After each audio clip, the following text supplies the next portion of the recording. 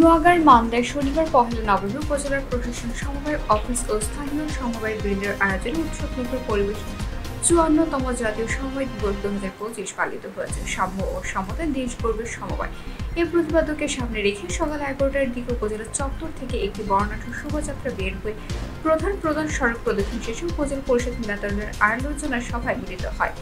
উপজেলা সমবায় অফিসার মোহাম্মদ আব্দুর রশিদ এর সভাপতিত্বে অনুষ্ঠিত সভায় প্রধান অতিথি হিসেবে উপস্থিত ছিলেন উপজেলা নির্বাহী অফিসার আক্তার জাহান সাথী। বিশেষ অতিথি হিসেবে বক্তব্য রাখেন উপজেলা প্রকল্প কর্মকর্তা সেলিনা বেগম, উপজেলা সমবায় অফিসার আব্দুল হাকিম, উপজেলা সমবায় অফিসের সহকারী পরিদর্শক শফিকুল ইসলাম ও উজ্জ্বল কুমার কবিরাজ, Noagaon multipurpose cooperative manager Bedarul ইসলাম, জোট বাজার বণিক সমবায় সমিতির সভাপতি মোজাহারুল ইসলাম বাদশা, জোট বাজার ক্ষুদ্র বণিক সমবায় সমিতির সভাপতি আনসার আলী, উপজেলা বণিক সমবায় সমিতির সাধারণ সম্পাদক আব্দুল মালিক এবং সতীহাট কৃষি সমবায় সমিতির সাধারণ সম্পাদক আকরাম হোসেন প্রমুখ।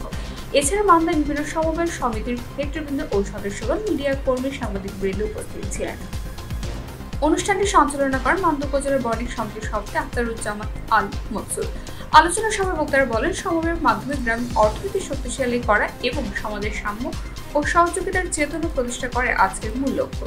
অনুষ্ঠান শেষে বিভাগীয় পর্যায়ে প্রথম স্থান অধিকারী জোট বাজার বণিক সমিতি ও উপজেলা পর্যায়ে জোট বাজার ক্ষুদ্র সমবায় সমিতিকে সম্মাননা স্মারক তুলে দেওয়া হয়।